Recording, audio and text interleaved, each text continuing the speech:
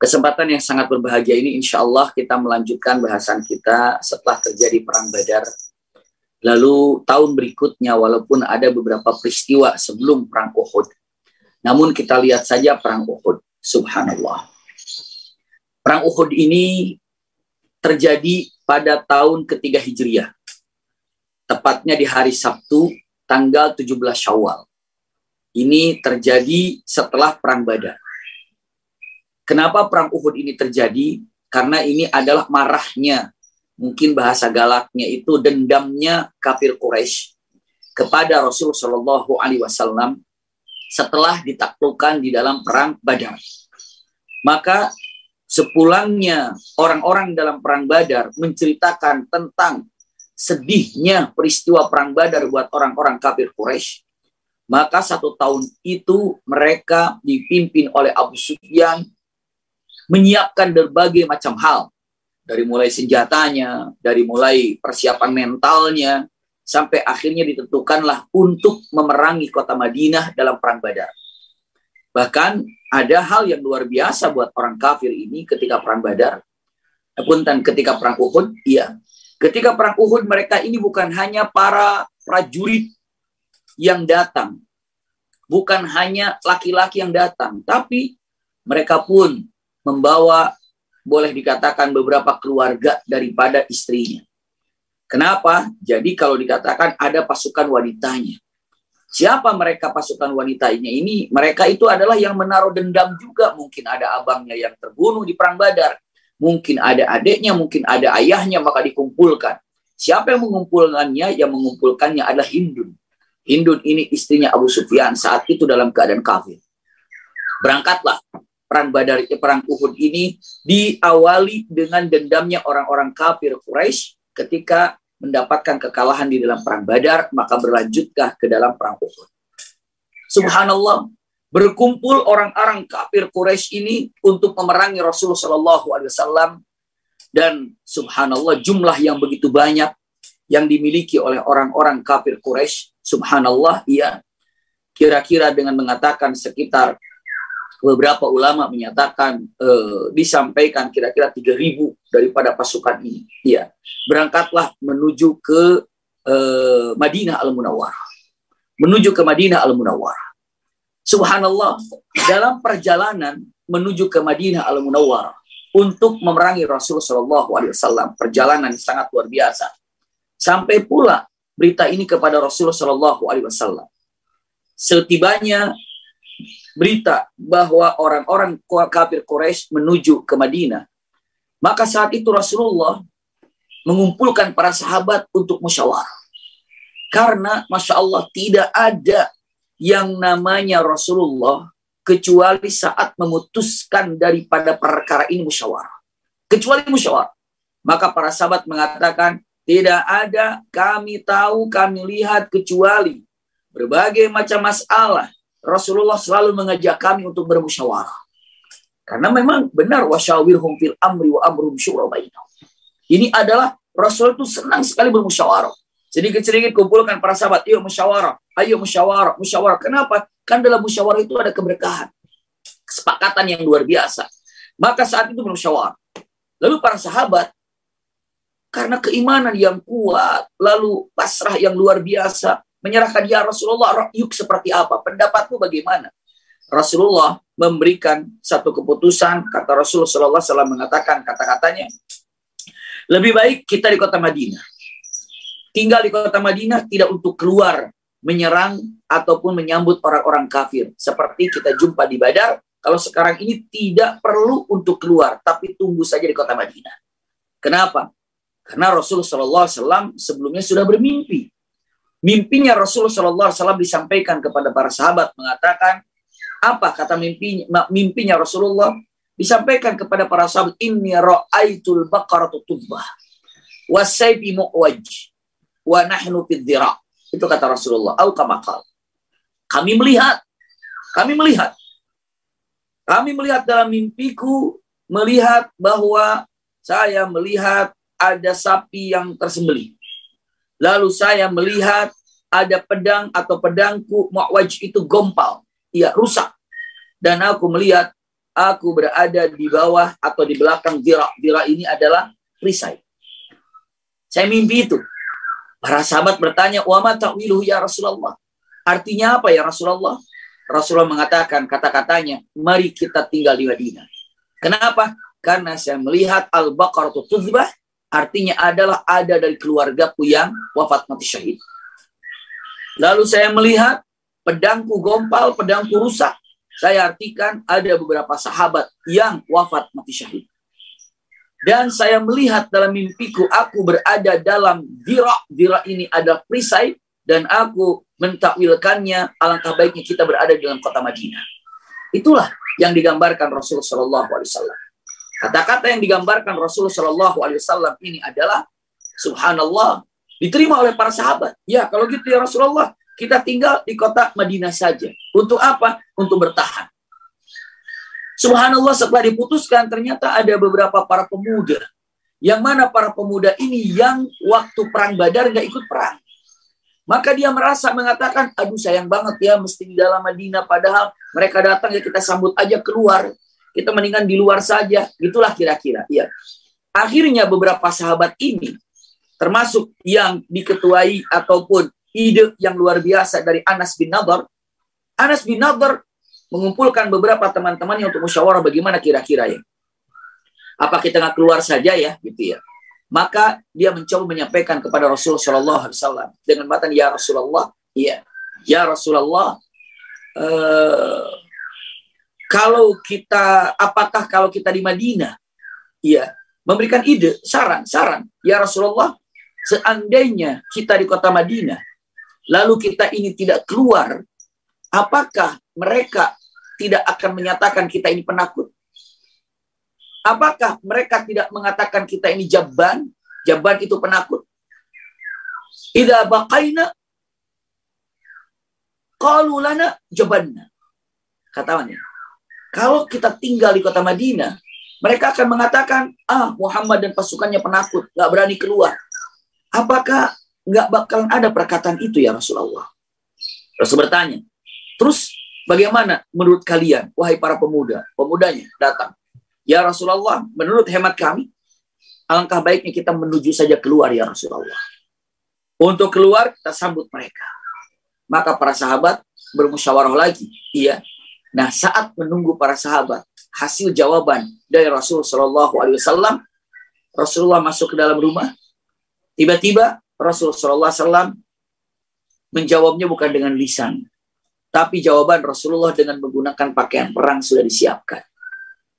Tiba-tiba Rasulullah ketika mendengar dari musyawarah para sahabat ini, maka Rasulullah masuk ke dalam. Setelah Rasulullah masuk ke dalam, Rasulullah kembali keluar dan sudah menggunakan pakaian perang. Sudah siap dengan alat perangnya, pedangnya, perisainya, baju perangnya. Rasulullah sudah keluar. Para sahabat bertanya, loh, ya Rasulullah, engkau sudah berpakaian perang? Ya, ini jawabannya. Jawaban, mari kita keluar. Iya. Maka para sahabat yang tadi ini merasa keliru, merasa bersalah, seakan-akan merasa memaksa Rasulullah untuk keluar. Maka mereka, ya Rasulullah, mohon maaf ya Rasulullah, maaf. Ya, maaf, mungkin kami lancang bicara kepadamu, meminta untuk keluar. Ya Rasulullah, mohon maaf ya Rasulullah, kira-kira ini adalah keputusan. Memang adalah keputusan. Apa terpaksa dengan keinginan kami? Atau seperti apa? Saya takut. Engkau keluar langsung menggunakan pakaian ini. Karena apa? Karena terpaksa oleh kami, kata para sahabat. Tolong ya Rasulullah, lepaskan lagi pakaianmu itu. Kata para sahabat yang hadir pada waktu banyak. Ya. Apa kata Rasulullah SAW?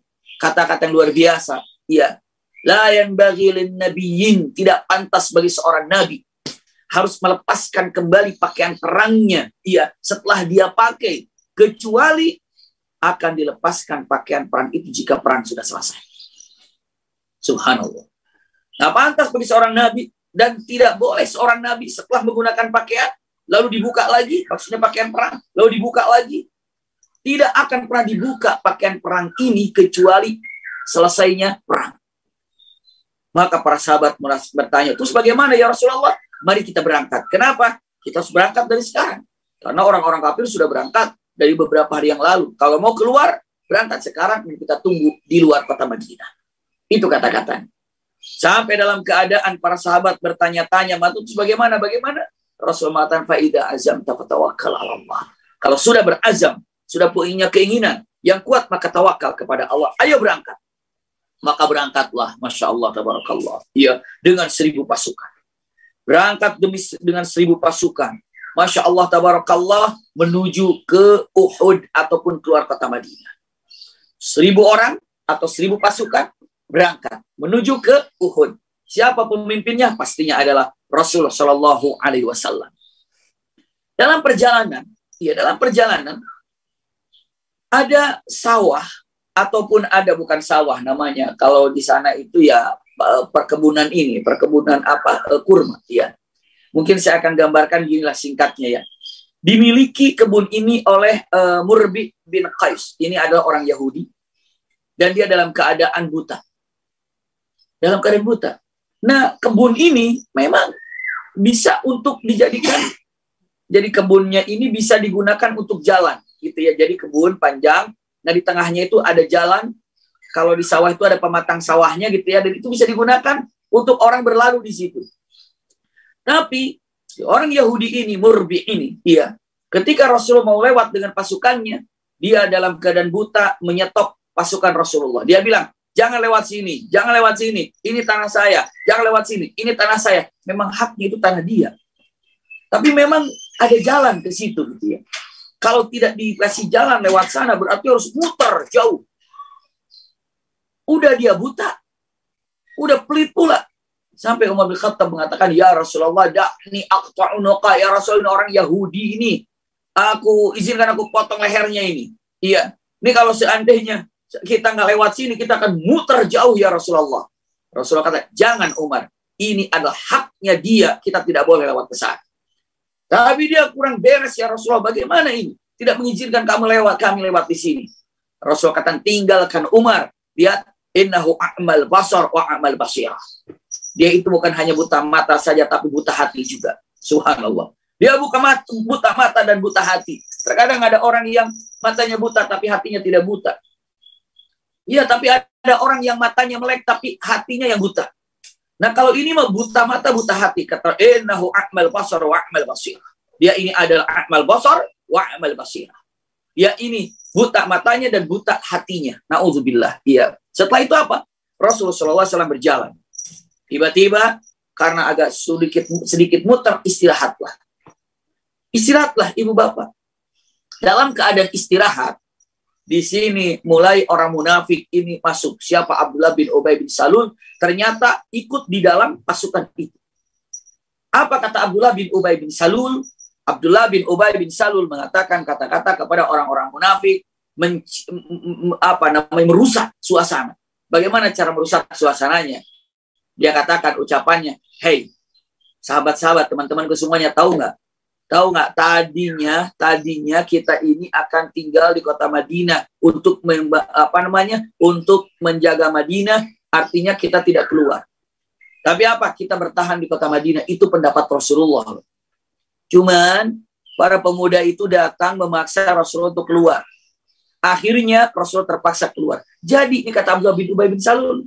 Jadi Rasulullah keluar itu terpaksa karena nggak ada dukungan dari kita untuk mendukung idenya Rasulullah untuk tinggal di kota Madinah. Sebenarnya kalau ingin membahagiakan Rasul gampang. Caranya adalah kita kembali ke kota Madinah. Seakan-akan kita ini mendukung terhadap keinginan Rasulullah, yakni tinggal di kota Madinah. Itu Abdullah bin Ubay bin Salul. Dengan pembicaraan ini, maka berhasil 300 orang kembali ke kota Madinah. Merasa kalau mereka itu adalah mentaati perintah Rasulullah SAW untuk tidak keluar kota Madinah. Mereka balik ke kota Madinah. Dan mereka kembali ke kota Madinah. 300 orang, berarti tersisa 700 orang. Itulah bahayanya orang munafik itu.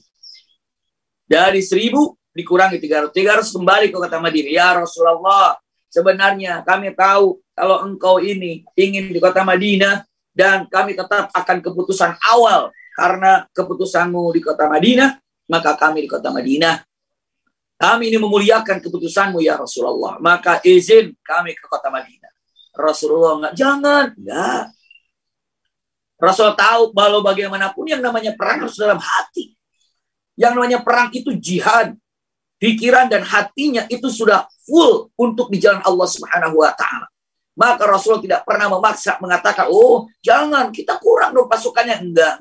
Rasulullah tidak tawakal kepada jumlah pasukan, tapi hanya tawakal kepada Allah. Rasul, ya sudah silakan. 300 ternyata kembali. 300 orang. Akhirnya masuklah 700. Subhanallah. Punten. Ketika masuk 700, Rasulullah SAW menyimpan siasat yang luar biasa. Yang pertama dengan mengatakan memberikan bendera perang kepada Mus'ab bin Umair. Mus'ab ini pegang benderanya, dipegang oleh Mus'ab. Rasulullah SAW, iya, subhanallah, lalu diberikan juga kepada pasukan-pasukan yang dipimpin oleh bendera dipegang oleh Mus'ab bin Umair. Rasul mengatur bagian kanan siapa, bagian tengah siapa, bagian kiri siapa. Itulah Rasulullah pembagiannya. Dan Masya Allah, tabarakallah, Rasulullah pun memberikan di sini pedangnya. Satu peristiwa Rasulullah memegang pedangnya Rasulullah. Lalu Rasulullah katakan, "Man ya'khudhu hadzal sayf bihaqqihi." Siapa yang bisa mengambil hak atau mengambil pedangku ini dengan haknya? Siapa yang dapat mengambil pedangku ini dengan haknya? Waktu itu Hamzah, iya, bahkan Ali bin Abi Thalib, bahkan Zubair bin Awam, bahkan Miqdad bin Amr mengatakan, "Saya Rasulullah." Tapi Rasulullah tidak memberikan. Hanya melihat Ali bin Abi Thalib, hanya melihat Hamzah, hanya melihat Miqdad, hanya melihat Zubair, dan tidak diserahkan pedangnya. Malah Rasulullah kembali bertanya, "Wa man ya'khudhu hadzal sayf bihaqqihi?" Siapa yang bisa mengambil pedangku ini dengan haknya? Tiba-tiba Abu Dujan mengatakan, "Wa ma haqquhu ya Rasulullah?" Apa haknya pedang itu ya Rasulullah? Rasulullah mengatakan, "Tadribal adu hatta al-a'baj." Pukulkan, gunakan pedangku ini untuk memukul musuh-musuhku, ya sampai musuh-musuhnya apa? Sampai musuh-musuh ini hancur, hampir pedangku ini hancur. Sampai gunakan pedangku ini untuk memukul musuh-musuh, sampai musuh ini hancur, dan sampai pedangku ini juga rusak, gompal. Maka Abu Dujana mengatakan, "Ana ya Rasulullah, saya siap ya Rasulullah." Maka diserahkan kepada Abu Dujana. Masya Allah, Abu Dujana saat itu membawa apa? Membawa yang namanya pedang ini.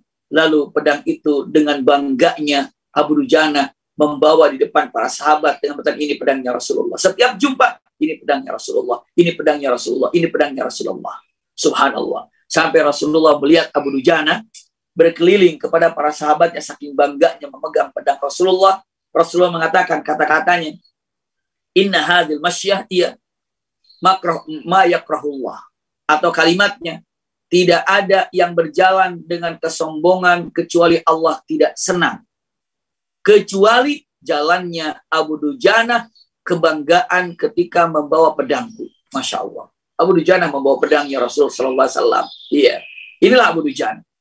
Simpan dulu nama-nama ini, karena nanti kita akan kembali lagi. Maka saat itu, Rasulullah pun sudah mempersiapkan. Lalu Rasulullah bukan hanya mempersiapkan itu, tapi Rasul Sallallahu Alaihi Wasallam di Uhud ini ada yang namanya Jabal, yang disebut dengan Jabal Rumat. Iya. Ada Jabal, sampai sekarang namanya Jabal Rumat. Karena di situ para pemanah. Rasulullah menyimpan di sana ada Jabal ataupun para pemanah. Ahli dalam pemanah. 50 orang para pemanah. Masya Allah, tabarakallah. Iya. 50 orang para pemanah dipimpin oleh Abdullah bin Zubair. 50 orang dipimpin oleh Abdullah bin Zubair. Disimpan di atas bukit ini. Dan Rasulullah sudah menyatakan, apa kata Rasulullah? "Kalian tolong berada di tempat ini, jaga gunung ini, jangan sampai ada meninggalkan gunung ini." Iya, lihat ke arah belakang kalian ataupun posisinya itu posisinya itu sebagian, jadi kalau posisi perang sebagian kanannya itu di tempat posisi perang, sebagian ada yang membelakanginya. Jadi mungkin bisa dipahami ya. Jadi perangnya, posisi perang itu, posisi perang sebagian di sebelah kanannya para pemanah, sebagian di belakangnya para pemanah. Kenapa? Takut ada musuh berputar demikian. Iya. Rasulullah sallallahu alaihi wasallam mengatakan, katakannya, "Idzan tasarna fala tatruku amakinakum." Jika kalian melihat kami menang dalam peperangan, tetap kalian jangan turun meninggalkan tempat ini. Idza ghanimna fala tusyarikuna. Kalau kami sedang mengumpulkan ghanimah, kalian jangan ikut turun mengumpulkan ghanimah. Wa idza huzinna fala tu'inuna. Jika kalian melihat kami kalah, kalian jangan pernah menolong kami. Jangan pernah kalian menolong kami. Biarkan kami menang, kalian jangan turun. Kami sedang ghanimah, mengumpulkan ghanimah, kalian jangan ikut-ikutan. Iya, kami dalam keadaan kalah, kalian pun jangan turun membantu kami. Biarkan. Sampai ada beberapa riwayat menyatakan, walaupun kami sudah mati, kata Rasulullah, sehingga jasad-jasad kami dimakan oleh burung-burung pemakan bangkai, gitu ya. Maka nggak usah dibantu, biarkan saja. Maksudnya apa? Nggak usah ada yang turun membantu kami, biarkan saja. Saking ini adalah amrun sharih. Artinya ada perintah yang sangat jelas dari Rasulullah SAW. Kata Rasul, "Butu fi amakinikum." Tetaplah di tempat-tempat kalian. Apabila kalian melihat kami menang, kalian jangan turun. Apabila kalian melihat kami sedang mengumpulkan ghanimah, harta rampasan perang, kalian jangan ikut-ikutan. Dan apabila kalian melihat kami kalah, jangan kalian tolong. Lalu mereka pun sepakat dan siap dan paham turunan Rasulullah SAW. Punten, iya. Dan Masya Allah, tabarakallah, begitu Rasulullah SAW turun, menyiapkan pasukannya. Dan Masya Allah, ternyata dalam pasukan ini juga banyak sekali anak-anak yang memaksa untuk berperang. Ikut berperang. Ini ceritanya, ya, Rasulullah SAW, kenapa ada anak-anak yang usianya pada waktu itu 10 tahun. Tapi Rasulullah tidak kasih izin. Ya, ada yang 13 tahun, Rasulullah juga tidak kasih izin. Kenapa waktu Rasulullah mau berangkat ke Uhud, itu anak-anak, bayangkan ayahanda bunda, 10 tahun, ya, ada yang datang seperti punten, ada Abdullah bin Umar ibn Khattab saat itu usianya 12 tahun. Usama bin Zaid, ya, saat itu pun usianya sekitar 12 tahun. Lalu ada yang anak malah 10 tahun, ada yang 13 tahun. Subhanallah, datang ke hadapan Rasulullah mengatakan, "Ya Rasulullah, saya ingin berperang. Ya Rasulullah, saya ingin berperang." Kata Rasul, "Jangan, kalian masih anak-anak, masih 13 tahun, masih 10 tahun, masih 12 tahun. Nggak boleh, nggak boleh." Bayangin, ibu bapak, anak 13 tahun maksa kepada Rasulullah untuk ikut berperang. 13 tahun. Kenapa? Karena ruhnya itu sudah, Masya Allah, luar biasa. Sekarang 13 tahun kita melihatnya sudah bisa apa gitu untuk bercerita tentang jihad gitu ya. Sampai ada maksa pada Rasulullah, "Ya Rasulullah, Anda meragukanku, anni ramin." Ada orang anak yang 13 tahun. "Ya Rasulullah, aku ini punya kepandaian apa? Aku ini selalu tepat kalau melempar. Aku ini punya keahlian. Kalau memanah saya tepat." Rasulullah buktikan. "Coba bagaimana? Berikan panahnya." Dipanahkan. Ternyata tepat. Kasih lagi. Ternyata tepat. Cari lagi. Ternyata tepat. Sampai 3 kali lebih. Tepat terus. Berarti memang ini ahli, bukan kebetulan. Kata Rasulullah, "Kalian ikut." Begitu satunya diikut. Dia nanya, "Kok kamu bisa lolos? Kenapa? Kok bisa?" Lalu sahabat kecil mengatakan, "Ya aku kan Rami. Harus ada keahlian." Datang, "Ya Rasulullah, aku pelari cepat. Aku pelari cepat." "Masa?" "Iya, coba." Dicoba larinya. Ternyata benar anak ini larinya cepat sekali. Rasul katakan, "Ikut." Kenapa? Penting dalam peperangan untuk pelari cepat itu. Kenapa? Memberikan kabar antara ini dan ini. Tolong kabarkan ke sana, lari. Tolong kabarkan ke sini, lari. Pelari cepat, Masya Allah. Jadi anak-anak ini bukan menawarkan, memaksa untuk ikut berjihad sambil memperlihatkan keahliannya masing-masing. Makanya ketika dalam perang Uhud ini ada beberapa anak yang usianya 12 tahun, ada yang 13 tahun. Bahkan di sini mengatakan Abdullah bin Umar bin Khattab termasuk orang yang ikut. Usama bin Zaid juga termasuk yang ikut. Padahal ini adalah masih anak-anak. Iya. Tapi apa? Mereka ini ingin ikut dalam peperangan ini. Mulailah perang pada hari itu, di hari Sabtu, tanggal 17 Syawal. Ya, subhanallah. Tanggal 17 Syawal di tahun ketiga Hijriah. Singkat saja saya gambarkan. Awal mula, jadi kalau peperangan ini seperti di pertemuan di awal, pertempuran itu, kalau dalam peperangan, itu terjadi di di 2 tempat. Satu, di mana bendera itu ada. Jadi orang muslimin yang dipegang oleh Mus'ab bin Umair bendera berdiri. Orang kafir pun berdiri. Iya, benderanya. Waktu itu orang kafir dipegang oleh Bani Abdiddar. Di sini oleh Mus'ab bin Umair, dari muslimin Mus'ab bin Umair. Nah, orang-orang kafir akan menyerang bendera yang ada di Mus'ab bin Umair agar bendera ini jatuh. Kalau bendera sudah jatuh, berarti pertahanannya ataupun sudah dikatakan maksudnya apa? Bendera sudah jatuh, berarti yang namanya pasukan itu sudah menyerah ataupun sudah kalah apabila bendera tidak berdiri lagi. Maka terjadi pusat peperangan itu di mana bendera berdiri.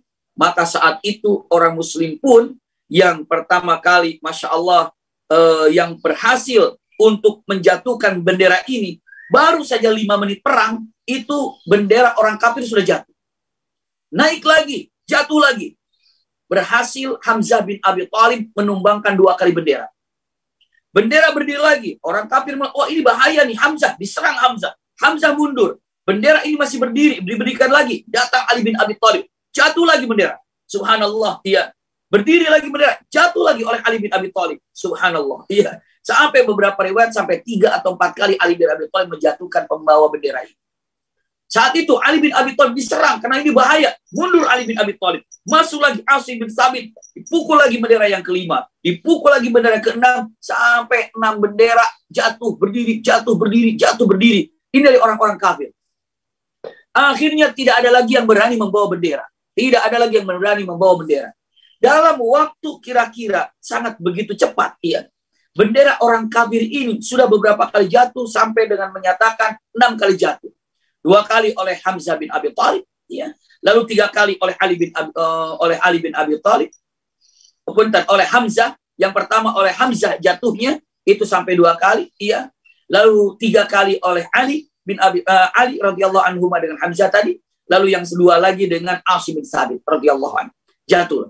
Jadi 3 orang ini yang telah menjatuhkan bendera sampai jatuh bangun, jatuh bangun. Subhanallah. Hamzah, Ali, dan satu lagi adalah Asim radhiyallahu anhum. Subhanallah. Iya. Dalam keadaan seperti itu, subhanallah, bendera ini sudah tidak ada lagi yang baru yang mau ngambil. Kenapa? Karena sudah jatuh. Sudah nggak berani lagi. Karena setiap ada bendera berdiri, langsung dipukul. Setiap bendera berdiri, langsung dipukul. Subhanallah. Maka saat ini, mulailah orang kafir mundur. Untuk dipersingkat. Orang kafir sudah mulai mundur. Sudah mundur. Kenapa? Nggak ada lagi yang berani untuk mengambil bendera. Mundur. Dan pasukan muslim yang Masya Allah. Kalau 750 berada di atas berarti 650. Tanzim ataupun Masya Allah disiplin bagus dan menyerang. Terus merasuk. Allahu Akbar. Apa yang terjadi? Akhirnya orang kafir kocar-kacir. Kocar-kacir dalam keadaan kocar-kacir. Sudahlah berjauhan. Bahkan Rasulullah pun mengatakan, udah nggak usah dikejar. Kenapa? Kita ini kuat, ataupun 650 ini ya, kuat itu karena bersatu. Kalau masing-masing mengejar musuh ke sana, mengejar musuh ke sini, mengejar musuh. Jadi kekuatannya itu akan apa? Akan tidak terlihat lagi karena sudah menyebar.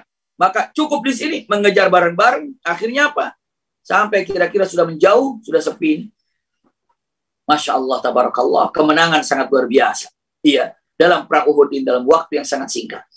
Qadarullah, yang di atas ini melihat ke bawah, ini kayaknya sepi, nggak ada lagi ribut, suara pedang, nggak ada lagi suara teriak, nggak ada lagi apa dan apa. Maka apa yang terjadi? Mereka sudah melirik ke belakang. Oh, kayaknya nggak ada ini, nggak ada apa, udah nggak ada perang, udah selesai ini. Subhanallah, melihat sedang mengumpulkan ghanimah, mengumpulkan ghanimah. Apa yang terjadi?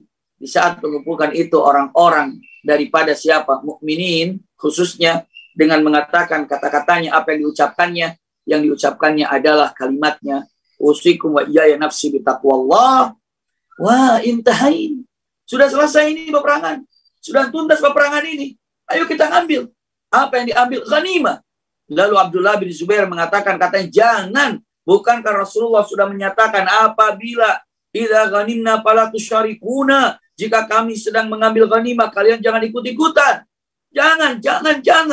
Lalu orang-orang yang ada di atas mengatakan, nggak apa-apa, udah selesai kok. Tuh orang kafir udah pada pergi jauh, udah nggak ada.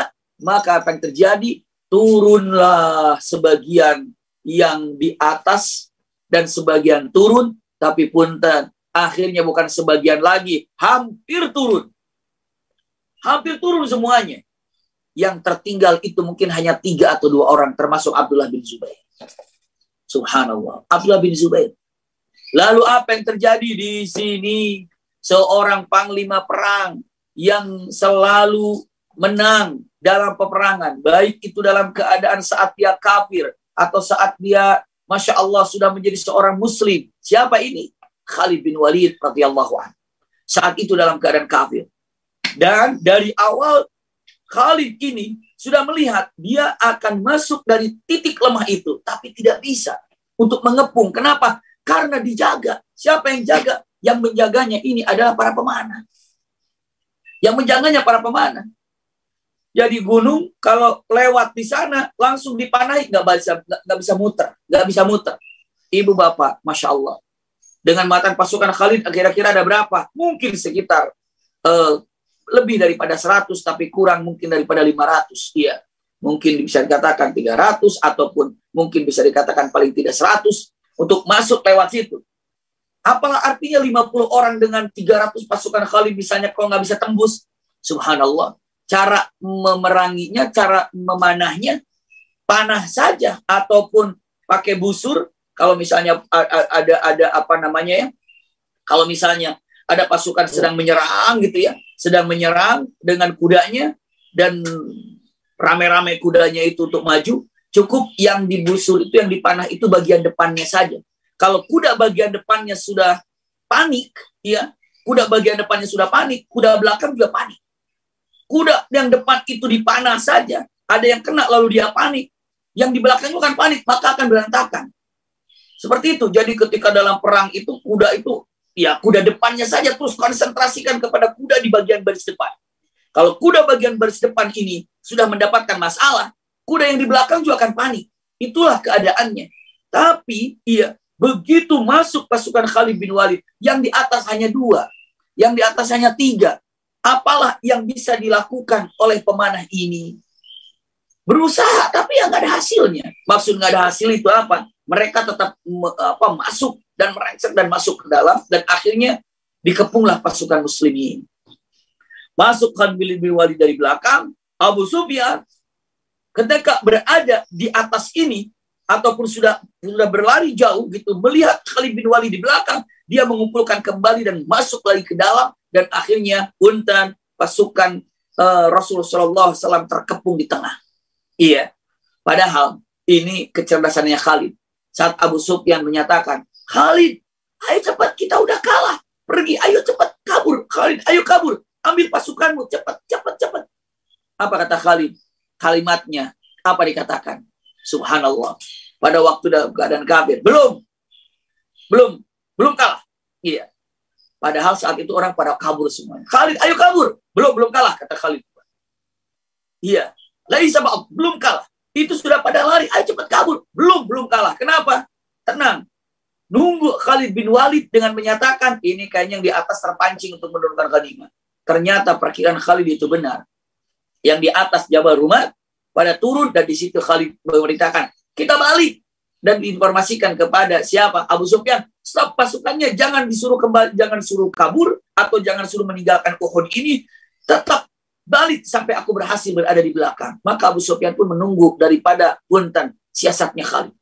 Ternyata benar, masuk dari belakang, dan masuk lagi pasukan yang dipimpin oleh Abu Sufyan, maka Rasulullah berada di tengah. Dari belakang pasukan Khalid bin Walid, dari depan kembali lagi yang dibawa oleh Abu Sufyan. Maka mulailah di situ adalah punten kerusuhan yang sangat luar biasa. Ini gambarannya. Subhanallah, iya. Sampai apa yang terjadi? Mungkin untuk menyampaikan daripada Uhud ini tidak bisa untuk satu liqa, ya, satu pertemuan ini. Namun karena ada beberapa sahabat yang Masya Allah cemerlang, yang sangat terkenal daripada peristiwa-peristiwa ini. Iya. Subhanallah. Di situ ada seorang ataupun para ulama mengatakan di sini, Masya Allah, iya, saking dalam keadaan repotnya, di belakang diserang, di depan diserang, orang mukmin ini udah, aduh, harus bagaimana nih? maka dia mengeluarkan pedangnya, dan pedang ini kiri kanan gak jelas lagi kemana karena musuh depan dan belakang. Sampai para sahabat menyaksikan ada beberapa sahabat yang pedangnya itu terkena kepada sahabat lagi. Iya. Para sahabat yang tertusuk dengan pedang para sahabat. Jadi kalau dikatakan 70 orang sahabat wafat di perang Uhud ini, gitu ya. Itu ada beberapa sahabat yang tertusuk oleh sahabat lagi. Contoh Abu Hudzaifah. Abu Hudzaifah itu punten melihat ayahnya itu tertusuk oleh para sahabat. Ah, itu ayahku, itu ayahku, itu ayahku. Sampai teriak-teriak, tapi sudah tertusuk dan wafat. Tapi Abu Hudzaifah ya tahu ini tidak sengaja dan memaafkannya. Dan itu banyak sekali. Ada beberapa yang terjadi, maksudnya demikian. Saking dalam keadaan panik, ya. Dalam keadaan panik suasana seperti itu. Dan dalam keadaan panik yang luar biasa ini, subhanallah, ada seorang Yahudi, namanya adalah Mukhairik. Mukhairik ini asli daripada Yahudi Bani Nadir. Orang yang sangat kaya dari Yahudi. Kaya raya, iya. Lalu dia datang karena perang hari Sabtu. Para sahabat sudah berangkat di hari Jumatnya untuk keluar, iya. Nih, ada Mukhairik. Mukhairik bilang kepada Bani Nadir, mengatakan, ayo, kalian yakin itu Muhammad, kenapa tidak kalian bantu? Ini kepada Bani Nadir bilang, kalian tahu itu adalah Muhammad, kenapa tidak kalian bantu? Kalian tahu itu adalah Nabi, kenapa tidak kalian bantu? Kalian tahu kalau Musa pun mengajarkan untuk mengikuti Nabi akhir zaman ini, yakni adalah Nabi Muhammad. Mereka terdiam. Ini namanya Mukhairik, orang Yahudi, seorang yang alim, seorang yang kaya, mengajak Bani Nadir untuk berperang. Mari, besok hari Sabtu kita pagi-pagi menyusul Rasulullah. Lalu orang-orang Yahudi mengatakan, kan besok hari Sabtu itu nggak ada perang buat kita. Kata-kata yang terkenal dari Mukhairik, la sabtalahu. Buat kalian mah bukan urusan Sabtu, bukan urusan Ahad, bukan urusan Jumat gitulah. Tapi apa? Memang nggak mau berperang kalian. Memang kalian ini nggak mau menjaga Rasulullah. Maka lihat kata Mukhairik. Kalian dengarkan. Jika aku mati dalam peperangan ini, maka harta-hartaku semuanya aku serahkan kepada Muhammad Rasulullah. Terserah mau digunakan untuk apa. Maka di hari Sabtu dia itu mengejar Mukhairik ini. Mengejar Rasulullah SAW di hari Sabtu ini. Setelah siap semuanya, peralatan perangnya, berangkat. Pas lagi pertempuran ini, begitu masuk Mukhairik ini dalam keadaan sedang dalam keadaan kacau begitu. Maka Mukhairik pun punten wafat, syahid, terbunuh oleh orang-orang kafir. Dan Rasulullah SAW, Masya Allah, dengan mengatakan kata-katanya, Mukhairik fil jannah, sabaqal yahud. Dan artinya mengatakan Mukhairik ini adalah orang yang pertama kali dari bangsa Yahudi masuk Islam. Dan punten, orang yang pertama kali masuk surga dari bangsa Yahudi.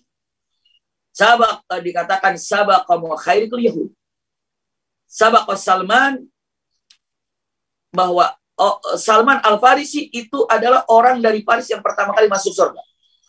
Lalu Bilal adalah orang yang pertama kali masuk surga dari kabilah atau dari bangsa Najasyi. Subhanallah.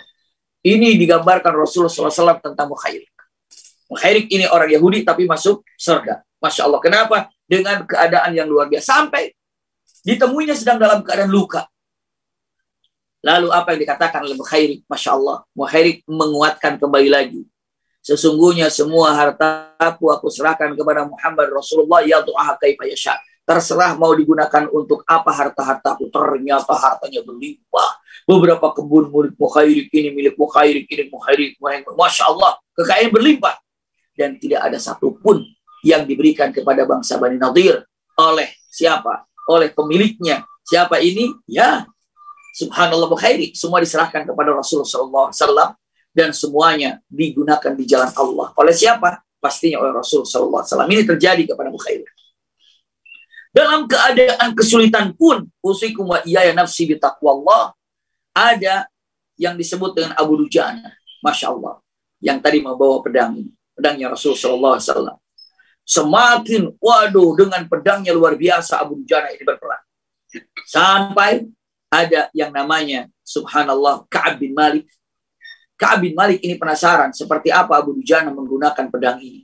Ternyata Masya Allah, pedang yang digunakan oleh Abu Dujana, pedangnya Rasulullah, tidak ada yang berada di depannya kecuali ketika disabetnya, ketika dipukulkannya. Kalau kena tangan, tangannya langsung putus. Kalau kena kaki, kakinya langsung putus. Itu digunakan oleh siapa? Oleh Abu Dujana. Dan Abu Dujana tahu kalau dirinya sedang diperhatikan oleh Ka'ab bin Malik. Iya, Ka'ab bin Malik lagi memperhatikan Abu Dujana seperti apa dia akan gunakan pedang. Maka setiap dipukulkan, melihat kepada siapa? Ka'ab bin Malik. Setiap dipukulkan, melihat kepada Ka'ab bin Malik. Dan Ka'ab bin Malik pun melihat kepada Abu Dujana. Lalu, subhanallah, kata Ka'ab bin Malik, kata Abu Dujana mengatakan kata-katanya, Ara'aita kaifa fa'altu ya Ka'ab. Iya, kamu bagaimana selalu melihat, atau kata-katanya, kamu tahu kan bagaimana aku telah menggunakan pedang Rasulullah ini? Subhanallah. Ini adalah kekuatan yang dahsyat yang dimiliki Abu Dujana ketika dalam perang ini. Iya. Kita lanjut lagi. Apa yang terjadi dalam peperangan ini juga? Subhanallah. Mus'ab bin Umair. Mus'ab bin Umair yang tadi memegang apa? Memegang bendera. Sedang membawa bendera dengan gagahnya Mus'ab bin Umair ini. Apa yang terjadi? Yang terjadi diputuskan tangannya oleh orang kafir. Patah tangannya. Tapi bendera itu langsung dipindahkan dengan tangan kirinya. Iya. Sambil Masya Allah memegang tangan kirinya. Namun sebelum beliau ini membawa bendera dengan teriakan masuk ke medan perang ini. Kenapa coba? Sampai demikian. Karena saat itu Rasulullah kan berada di tengah. Ada seorang laki-laki Ibn Abi Qami'ah. Ibn Abi Qami'ah. Iya. Kan Rasulullah saat itu subhanallah masuk ke dalam lubang yang dibuat oleh orang-orang munafik. Iya. Ada yang mengatakan itu buatan setan, ada yang mengatakan itu munafik, tapi memang di situ ada lubang. Dan Rasulullah kejebak dalam lubang itu. Dan mukhairi punten. Dan Ibn Abi Qami'ah mengetahui Rasulullah berada di lubang itu. Dan dia katakan, panahi lubang itu, Muhammad di situ. Panahi lubang itu, Muhammad di situ. Maka dipanahi. Semua orang-orang memegang panah, menggunakan tombak, dilemparkan ke tempat itu. Dilemparkan ke tempat itu. Subhanallah. Di situ Abu Dujana melihat Rasulullah berada di lubang itu. Maka Abu Dujana segera loncat di mana, di lubang itu atau di tempat itu. Karena Rasulullah agak sulit untuk naiknya karena cukup tinggi. Rasulullah masuk di situ, kejebak di situ. Maka apa yang dilakukan oleh Abu Dujana? Abu Dujana langsung menutupi tubuh Rasulullah dengan tubuhnya. Maka panah itu langsung masuk ke dalam tubuh Abu Dujana. Bagaimana cintanya Abu Dujana kepada Rasulullah SAW. Sampai semua para sahabat mengatakan, ra'aitu kalbun fud. Rasulullah ditutup oleh Abu Dujana. Abu Dujana punggungnya itu seperti landak. Mungkin binatang landak ya, yang berduri gitu ya. Maka panah ataupun panah itu berada di punggungnya Abu Dujana. Subhanallah. Untuk melindungi Rasulullah SAW. Maka Ibn Abi Qami'ah berteriak dengan yakinnya. Kata Ibn Abi Qami'ah mengatakan kata-katanya, Qutila Muhammad, Qutila Muhammad. Itu kata-katanya. Dengan ucapannya, Muhammad telah mati, Muhammad telah terbunuh, Muhammad telah terbunuh. Maka teriakan dari Ibn Abi Qami'ah. Bahkan teriakan itu menyebar. Ketika Ibn Abi Qami'ah mengatakan, Muhammad mati, Muhammad terbunuh. Langsung diucapkan lagi oleh orang di sana, Muhammad terbunuh. Langsung diucapkan lagi oleh sebelah sini, Muhammad terbunuh. Sehingga menggelegar kata-kata Muhammad terbunuh, Muhammad terbunuh. Coba ibu bapak bisa dibayangkan gitu ya. Kalau kita berada di posisi itu, dalam keadaan peperangan, tiba-tiba setiap orang kafir menteriakan daripada Muhammad terbunuh, Muhammad terbunuh. Kira-kira kita sebagai muslimin saat itu mau ngapain? Sedih, iya. Pastinya. Lalu apa yang harus dilakukan? Nah itulah yang terjadi pada perang Uhud ini. La haula wala quwata illa billah. Sampai ada yang menyatakan, siapa yang pertama kali berteriak Muhammad terbunuh? Ada yang mengatakan bukan Nabi kami, tapi setan yang berteriak. Untuk apa? Untuk menjadikan hati orang muslim itu menjadi kecil ataupun menjadi tidak bangkit. Kenapa? Ya untuk ditakut-takuti demikian. Tapi suara itu terdengar seperti suara Ibn Abi Qami'ah. Subhanallah. Ini kata-katanya. Lalu apa yang terjadi? Usikum wa iyaya nafsi bitaqwallah. Bukan hanya sekedar itu. Dan disitulah peranan Mus'ab bin Umair dengan membawa bendera. Sudah mendengar Muhammad terbunuh, Muhammad terbunuh. Malah masuk ke dalam peperangan ini untuk menyemangati para sahabat. Sampai begitu diangkat tangannya dengan membawa bendera. Mengatakan, wa ma Muhammadun illa rasul qad khalat min qablihi rusul apa imata au qutilan qalabtum ala aqabikum. Itu kata-katanya. Ini ada ibu bapak, Masya Allah, teriakan daripada Mus'ab bin Umair itu memang cukup membangkitkan para sahabat. Ketika diangkat dengan membawa benderanya, dipatahkan oleh orang kafir. Bendera hampir jatuh, tangkap dengan tangan kirinya. Diteriakan lagi, wa ma Muhammadun illa rasul qad khalat min qablihi rusul apa imata au qutilan qalabtum ala aqabikum faman yanqalib ala aqibaihi la yadurrullahi syai'a wa sajiyallahu syakirin. Subhanallah, sambil berteriak, wa ma Muhammadun illa rasul. Artinya tahu kan? Apalah artinya Muhammad? Muhammad itu adalah hanya seorang nabi. Iya, Muhammad illa rasul qad khalat min qablihi rusul. Telah berlalu nabi-nabi sebelumnya. Nabi Musa ada, Nabi Harun ada, Nabi Yusuf ada. Qad khalat, telah berlalu nabi-nabi dan nabi pun sudah wafat. Apa imat kalau Muhammad ini telah wafat?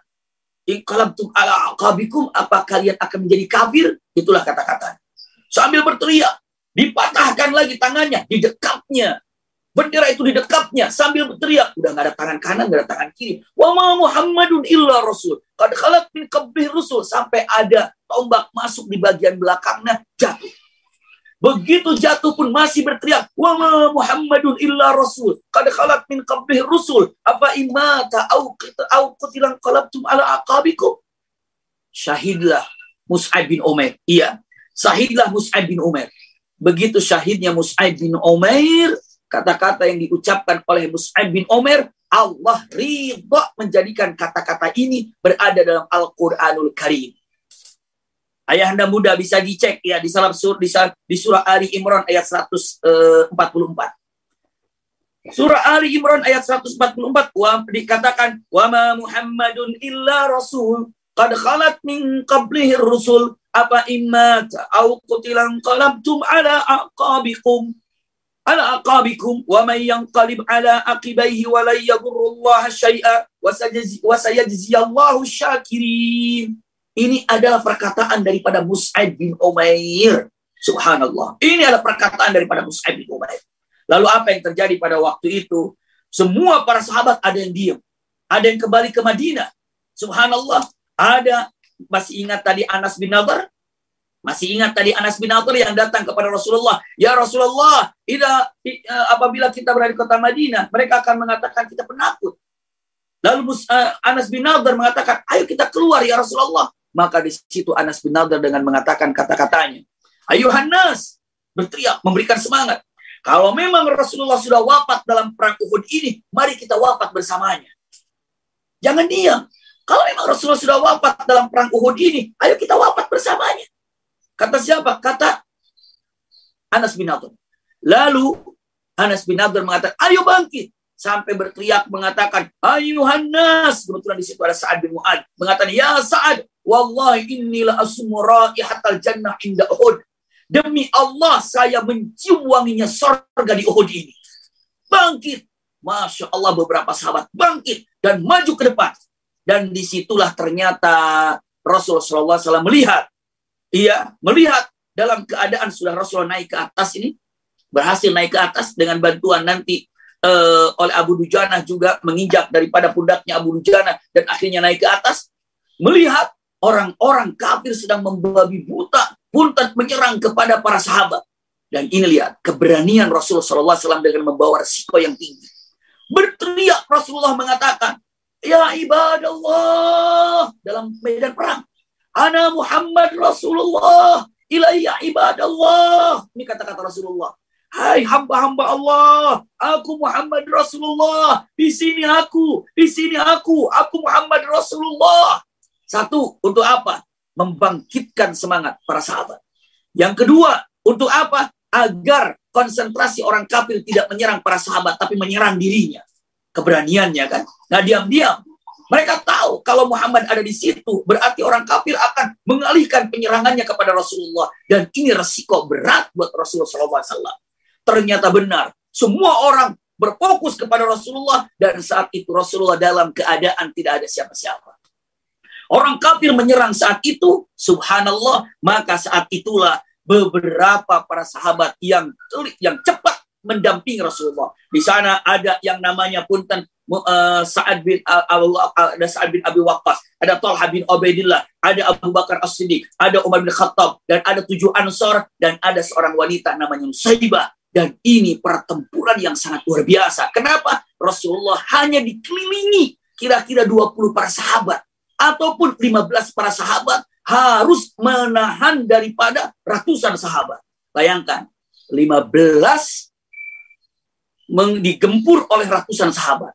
Bisakah berhasil? Dan bagaimana keberhasilannya? Bagaimana suksesnya Rasulullah dalam punten melepaskan daripada kesulitan ini? Insya Allah kita akan lanjutkan di bagian kedua dalam Uhud ini. Iya, karena kita akan mengambil hikmah daripada ayat-ayat tentang masalah Uhud ini. Jadi saya sampaikan tidak bisa selesai dengan Uhud ini karena ada beberapa syuhada yang harus kita ambil namanya dan harus kita ketahui tentang namanya dan bagaimana keadaan-keadaan para syuhada yang Masya Allah 70 wafat, dan ada juga yang memang wafat di medan perang itu, tapi begitu mau disolat jenazahkan, Jibril mengatakan dia tidak jadi ahli surga, tidak termasuk ahli surga. Tapi dia bersamaku ya Jibril, tidak. Tapi dia perang bersamaku, tidak, kata Jibril. Kenapa? Karena niatnya yang salah dan cara berperangnya yang keliru. Padahal bersama dengan Rasul Sallallahu Alaihi Wasallam. Insya Allah kita lanjutkan ada kesempatan yang datang tentang hikmah untuk mengetahui dari perang Uhud ini, karena banyak hal pelajaran yang bisa diambil dalam perang Uhud ini. Ini mungkin, mohon maaf karena keterbatasan waktu, kami tidak bisa menyelesaikan sampai tuntas dalam perang Uhud ini. Berhenti dari Rasulullah diserang oleh orang-orang kafir ketika Rasulullah dikelilingi oleh beberapa sahabat, dan ini adalah bukan akhir dari perang Uhud, karena Uhud ini masih berlanjut dalam perang Hamra'ul Asad. Itu bagian B-nya. Iya. Jazakumullah khair, silakan. Masya Allah, iya jazakumullah khair. Terima kasih banyak dengan pertanyaan ini. Rasul Shallallahu Alaihi Wasallam ini yang pertama tidak pernah untuk melakukan sesuatu masalah kecuali bermusyawarah. Lalu yang kedua, Rasulullah ini tidak pernah menutup ide yang digambarkan oleh para sahabat dengan alasan-alasan yang baik. Apa tujuannya? Kenapa? Apa? Dan Rasulullah selalu bertanya. Seperti ketika dalam perang Badar, Rasulullah sudah menentukan ini adalah tempat kemah kita, ini tempat markas kita, ini tempat istirahat kita, dan ini adalah tempat di mana kita akan tinggal di sini untuk menyusun strategi. Tiba-tiba Khubab, salah seorang sahabat mengatakan, ya Rasulullah, ini idenya. Apakah ini adalah wahyu dari Allah? Apakah ini keinginanmu atau ini siasat perangmu? Rasul mengatakan, ini siasat perangku. Lalu kata Khubab mengatakan, ya Rasulullah, kalau ini siasat perangmu, aku punya ide lebih baik lagi. Kenapa? Aku tahu situasi ini. Aku tahu tempat ini. Di depan, alasannya, ada sumur ya Rasulullah. Alangkah baiknya kita maju beberapa kilo lagi ke depan. Dan di sana ada sumur dan kita bisa berkemah di sana ya Rasulullah. Rasulullah terima idenya? Terima. Kenapa? Karena satu, idenya masuk akal, benar. Yang keduanya dengan menyebutkan kalau dia tahu situasi yang ada di tempat itu. Maka Rasulullah tidak dengan mengatakan, aku kan Nabi, aku kan Rasul, aku kan utusan Allah, aku jenderal kalian, aku pimpinan kalian. Tidak. Rasulullah menerimanya. Oke, kita berangkat. Tidak semuanya. Ini Rasulullah selalu musyawarah dan menerima ide dari para sahabat. Apa yang disampaikan dan alasannya apa. Termasuk para pemuda yang datang awal secara umum. Ayo kita kumpul. Untuk apa? Ini bagaimana caranya? Rasulullah katakan, para sahabat, engkau bagaimana ya Rasulullah? Rasulullah jawab, kalau semalam aku bermimpi begini, maka aku cenderung untuk berada di dalam kota Madinah. Para sahabat, oh kita ikut saja. Ikut. Lalu para sahabat, yang para pemuda ini diketuai oleh Anas bin Nadhr dengan mengatakan kalimatnya, apakah kita nggak baik keluar ya? Nah itu dia. Dan disampaikan kepada Rasul, apa hikmah yang ada? Masya Allah. Hikmah yang ada. Rasulullah sudah sangat tahu pada waktu itu dan sampai hari ini pun harus diikuti. Tidak bisa kesuksesan dalam satu tempat kecuali punten. Di situ adalah dibina oleh para pemuda yang saleh dan Masya Allah, tabarakallah. Iya. Dan kalau dicek dan dilihat, pada waktu itu, para sahabat yang masuk Islam rata-rata di usia 17 ke atas, 30 ke bawah. Itu para sahabat. Iya, 17 ke atas yang menggerakkan semua apa yang ada. Paling sepuhnya tuh di 30. Iya, untuk para sahabat pada waktu di atas di bawah 30, di atas 17. Itulah yang menggerakkan semuanya. Masya Allah, tabarakallah. Iya. Apa hikmah yang ada? Hikmah yang ada Rasulullah sallallahu alaihi wasallam, iya, sangat-sangat memperhatikan daripada generasi muda apa yang harus mereka kerjakan, mereka lakukan. Maka Rasul sangat menghargai ide pemuda, dan Rasulullah sangat menunggu daripada punten keinginan-keinginan para pemuda pada waktu itu. Masya Allah. Dan ketika mengeluarkan idenya, bagaimana Rasulullah menerimanya? Dan Masya Allah, ini adalah bagian daripada punten, salah satu daripada kenabian Rasulullah yang boleh dikatakan tidak punya sifat apa ya. Mentang-mentang Nabi egois ada gitu ya. Mentang-mentang Nabi, mentang-mentang Rasul tidak. Tapi apa? Masya Allah, menyandarkan dalam artian kepada Allah Subhanahu wa taala pastinya, ya. Lalu sangat dekat dengan para pemuda dan menjunjung pemuda, dan punten hanya sekedar itu, tapi apa? Rasulullah tahu yang menggerakkan semuanya adalah keinginan para pemuda, asal ide dan keinginannya itu sesuai dengan syariat dan tidak bertentangan dengan syariat. Seperti idenya, ya Rasul, kita keluar. Kenapa? Kalau kita berada di dalam, mereka akan mengatakan kita penakut. Mereka akan bilang kita ini. Subhanallah. Rasulullah kata, iya, betul. Kalau dia tahu seperti itu, maka Rasulullah menjawabnya dengan pakaian perang yang langsung digunakan. Seperti itu. Wallahu a'lam bishawab. Allah barik. Silakan. Baik. Makasih Mas Nan. Luar biasa jawabannya. Kita beralih ke pertanyaan langsung dengan Bu Dina. Silakan Bu Dina. Iya Pak, halo. Iya, silakan Bu Dina. Assalamualaikum warahmatullahi wabarakatuh. Pak, Pak Ustadz, saya mau tanya, saya sebagai orang awam melihat kalau kan yang syahid kan 70 orang Pak. Saya lihat kan yang ada yang di gunung turun semua tuh, berarti kan membangkang Nabi. Apa termasuk dia atau memang sudah diampuni Allah gitu? Terus kedua, katanya kuburnya Hamzah itu ada darahnya Pak di situ. Yang ada kuburan dekat Uhud situ. Itu aja Pak. Makasih. Assalamualaikum warahmatullahi wabarakatuh. Waalaikumsalam. Masya Allah. Iya. Jazakillah khair. Ketika ini mungkin ada hikmah nanti di bagian kedua, namun saya akan gambarkan ya, bahwa ketika ada Nabi pun bersama mereka, tapi kalau tidak diikutinya, itu akan membawakan kerugian. Iya. Jadi tidak ada satu jaminan ketika dalam sebuah peperangan di situ ada Nabi lalu akan mendapatkan punten bahasanya kemenangan. Ketika tidak mengikuti perintah Nabi Muhammad SAW. Begitu ya. Tapi saat tidak ada Nabi pun, kalau mengikuti daripada ajaran Nabi yang diikuti, maka kemenangan akan didapatkan. Ini adalah kaidah yang pertama. Kemenangan dalam peperangan ini adalah bukan siapa yang menjadi pemimpin, tapi kemenangan adalah sekuat apa, sedahsyat apa ketaatan kita kepada Allah dan Rasulnya. Itu harus dipegang baik-baik. Padahal ada Nabi di situ. Kok bisa sampai 70 wafat, syahid gitu ya? Jawabannya apa? Karena punten tidak mengikutinya daripada perintah Nabi Muhammad SAW. Ini kata-kata yang disampaikan para ulama, iya. Dengan kata-kata yang sangat luar biasa, kalimat yang digambarkan ini yang pertama. Yang kedua, lalu bagaimana tentang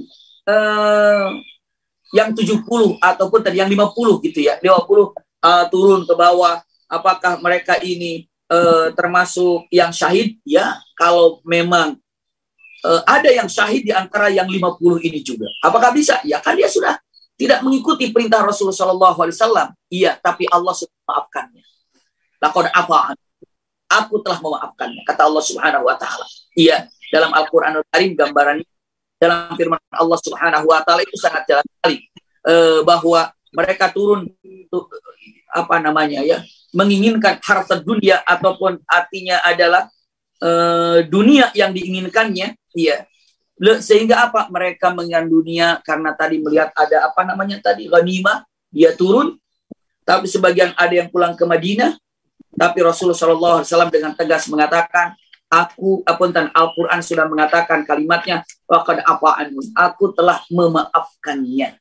Iya, telah memaafkannya. Jadi kalau mengatakan ucapannya, nih perang Uhud ini, karena itu ya silahkan. Karena memang ketidaktaatan para sahabat. Namun Allah telah memaafkan daripada daripada kejadian seperti ini. Apakah dia termasuk orang yang mati syahid ketika di antara 50 orang ini yang wafat, walaupun masalahnya mereka turun tidak mentaati Rasulullah, mereka tetap mati syahid. Ya, kenapa? Karena punten setan ini bisa bergerak saat apa saja, saat kapan saja. Maka Rasulullah mengatakan, ittaqullah haitsu ma kuntum. Takwalah kepada Allah dimanapun kalian berada. Jadi intinya, kalau memang yang 50 orang ini ada yang wafat, gitu ya, artinya ada yang wafat, karena 70 orang di situ. Dan orang yang turun pun berada di tengah, banyak yang wafat di sana. Maka itu adalah bagian daripada mati syahid. Iya. Kan sudah melakukan kekeliruan, tapi Allah telah memaafkannya dalam gambaran yang luar biasa. Itulah membuktikan kalau Allah itu Maha Pengasih dan Maha Penyayang. Ada satu yang tidak masuk dalam surga dalam peperangan itu. Karena apa? Niatnya yang salah. Namanya Qazman.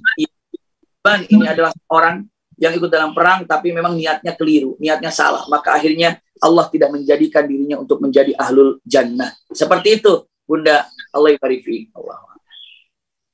Baik, pertanyaan berikutnya dari Ibu Rani, ada pertanyaan berikutnya. Silakan bacaan, Bu Rani.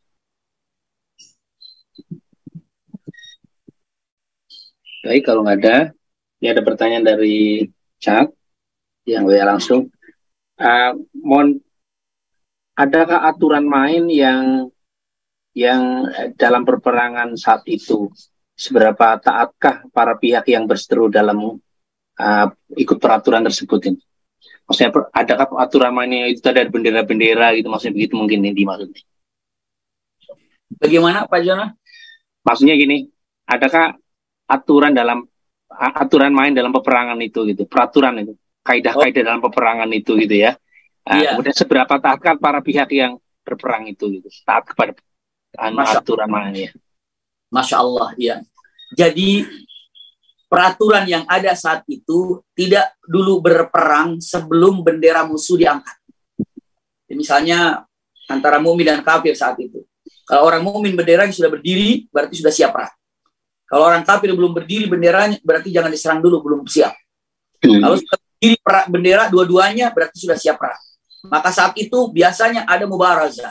Mubarazah adalah menampilkan jagoan-jagoan di antara mereka. Seperti yang terjadi dalam perang Badar. Mubarazah. Setelah itu apa? Terjadilah mubarazah. Setelah itu barulah jadi pimpinan mereka beradu kelihayan berperang. Duel. Setelah itu baru terjadi peperangan. Terjadi peperangan sudah ada kaidahnya. Kaidahnya kalau sudah terbenam matahari udah nggak usah dilanjutin. Iya. Besoknya lagi. Kalau sudah terbenam matahari itu sudah ada kaidahnya demikian. Tapi perang Badar tidak sampai terbenam matahari, 2 jam selesai. Uhud pun tidak sampai terbenam matahari, ya sudah selesai. Gitu ya. Jadi tidak ada peperangan nunggu lalai. Berarti kalau mereka menyerang dalam keadaan lalai, itu tidak menang, licik. Iya, itu sudah ada kata-katanya. Maka tunggu mereka siap. Lalu kaidah perang menang itu ada 2 tandanya. Tanda menang itu diantaranya satu, pimpinan daripada musuh mati, satu tandanya. Yang kedua, dapat ghanimah. Kalau pimpinan musuhnya mati, nggak dapat ghanimah, bisa dikatakan menang. Pimpinannya tidak mati karena kabur, tapi dapat ghanimah, menang. Begitu ya. Kalau pimpinannya mati lalu dapat ghanimah, itu mah udah bukti kemenangan yang luar biasa.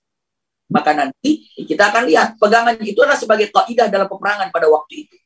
Oh, saya menang lawan orang misalnya saya menang lawan orang kafir waktu perang Badar. Apa buktinya? Tuh, ada 3 buktinya. 1, pimpinannya Abu Jahal mati. Yang kedua, ghanimah dapat.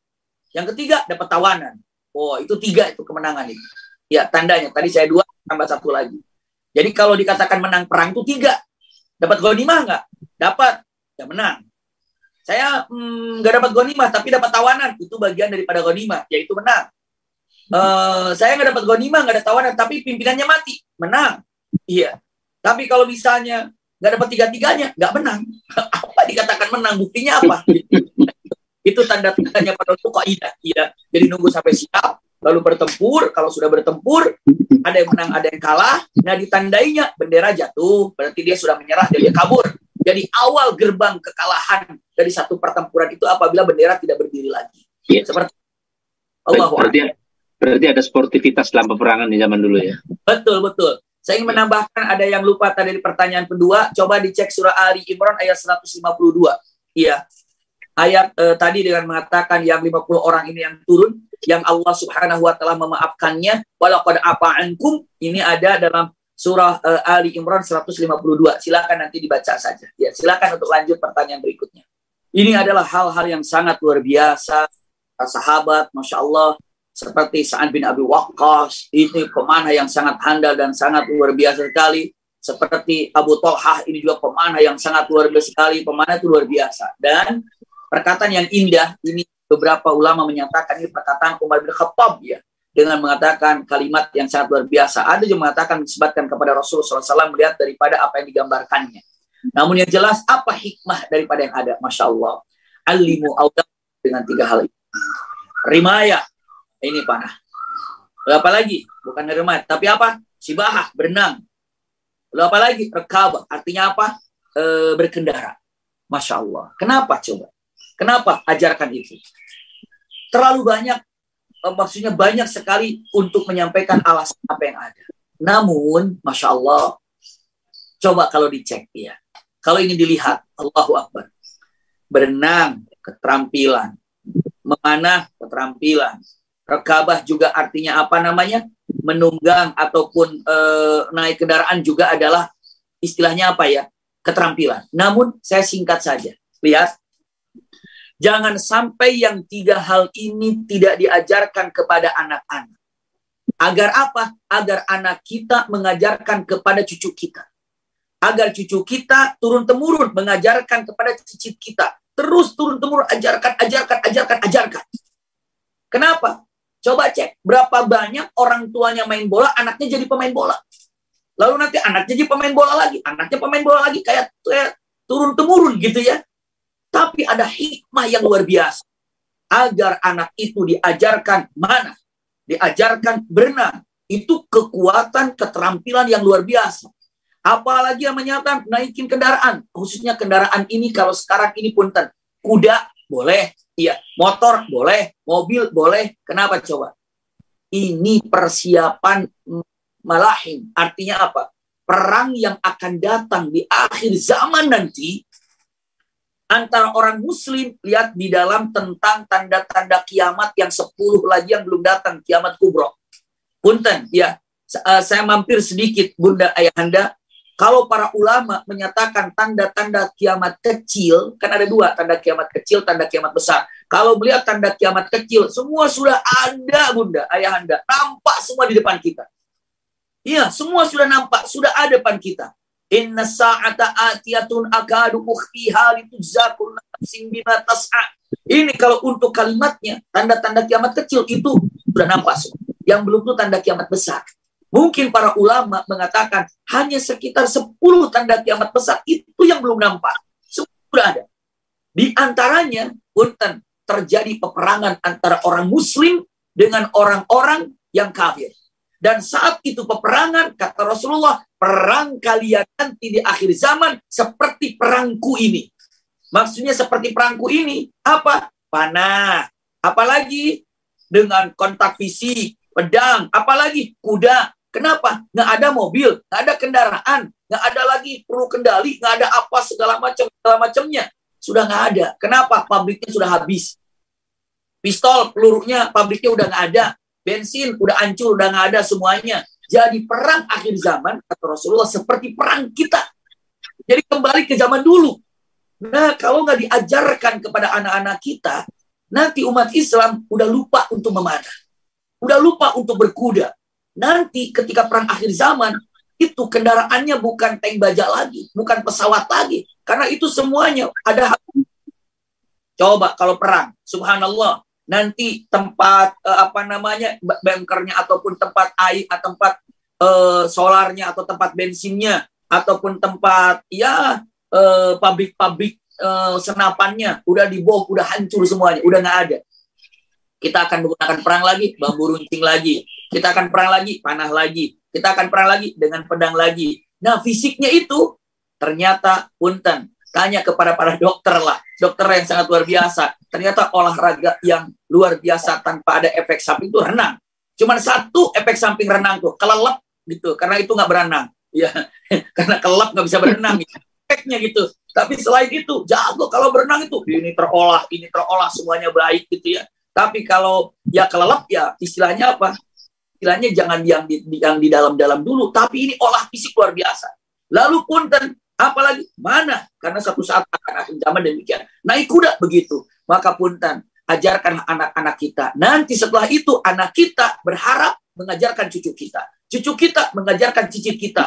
Nanti begitu akhir zaman, ini sudah terbiasa dengan masalah ini. Jago untuk ini, jago ini. Tapi punten, sekarang ini punten usikum wa iyaya nafsi bitaqwallah, tolong anak kita ajak untuk berolahraga. Untuk apa? Olahraga.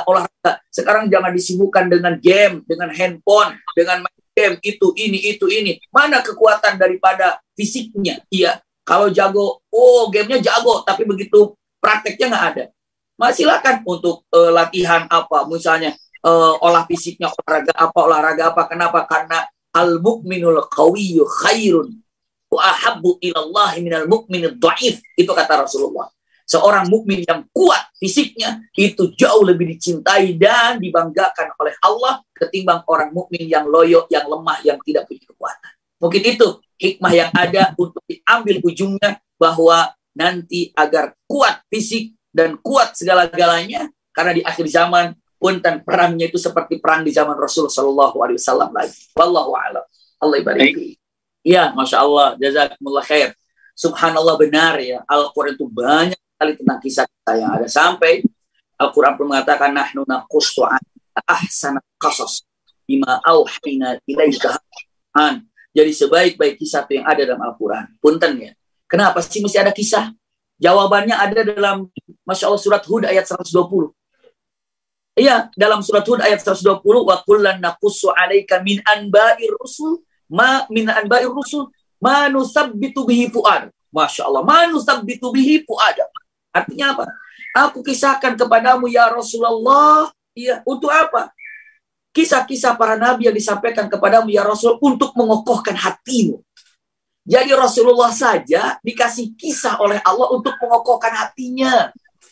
Ibu bapak, punten, saat Rasulullah ditinggal wafat oleh pamannya, tidak lama ditinggal wafat oleh istrinya, lalu ditolak dakwah di kota Mekah, lalu langsung ke Taif. Ini segambar langsung ke Taif. Di Taif dilemparinya.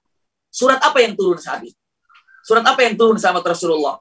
Saat 4 peristiwa besar, wafat pamannya, wafat istrinya. Itu kesedihan kan? Di kota Mekah, dihinanya, ditolaknya, pergi ke Taif, dilemparinya. Subhanallah, diusir dari Taif. Bunda tahu, ayahanda tahu surat apa yang turun? Kan surat Yusuf. Surat Yusuf yang turun. Seakan-akan mengatakan, ya Rasulullah, lihat. Yusuf aja lagi kecil di usia 7 tahun. Dicemplungin ke sumur. Harus jadi budak. Dibawa ke Mesir. Subhanallah.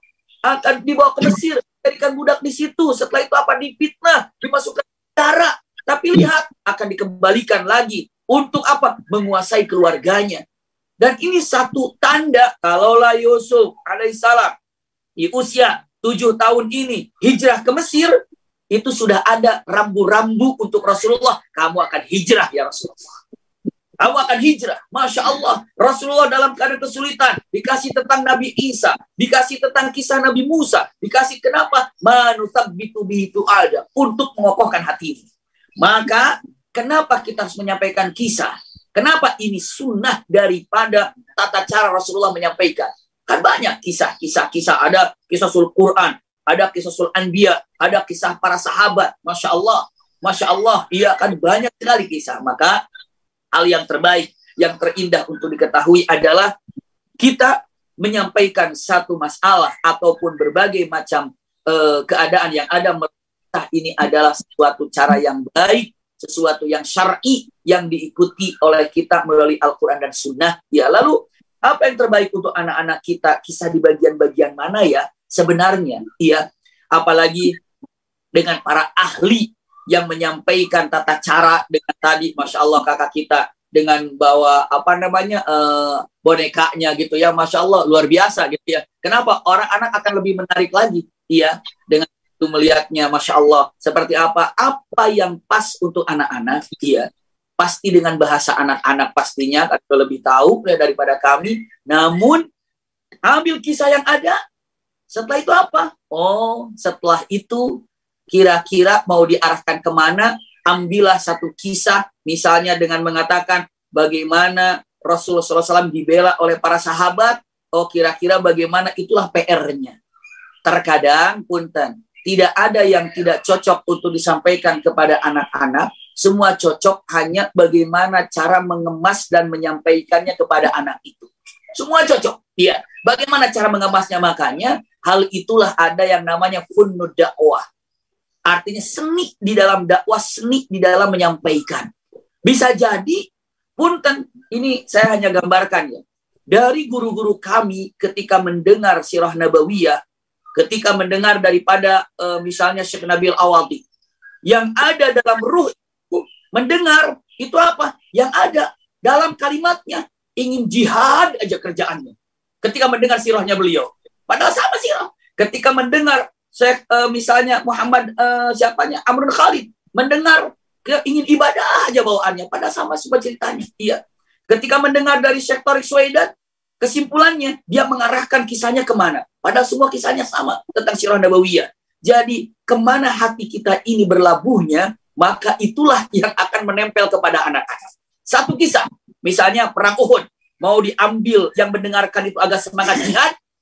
Oh, begini caranya. Kita Uhud untuk diambil bagaimana caranya agar orang itu untuk saling mencintai karena Allah. Oh, ini letaknya. Mau mengambil perang Uhud, mau mengambil bagaimana caranya untuk infak sedekahnya. Oh, di sini ngambilnya. Jadi ada angle-angle yang bisa kita lihat di mana yang akan kita arahkan kepada Bustam itu mau kemana. Itulah dahsyatnya kisah tentang sirah nabawiyah. Jadi Masya Allah, semua dari mulai lahirnya Rasulullah sampai wafatnya Rasulullah harus diketahui oleh anak-anak. Namun itulah PR-nya, cara seni untuk menyampaikannya. Tapi dengan karido ini, Masya Allah, dengan pengalaman yang sangat luar biasa, dengan gaya, dengan tata cara dilakukan, insya Allah sangat-sangat menarik buat anak-anak belajar dari perang Uhud ini. Masya Allah. Terima kasih. Allah ibarik fiik. Masya Allah.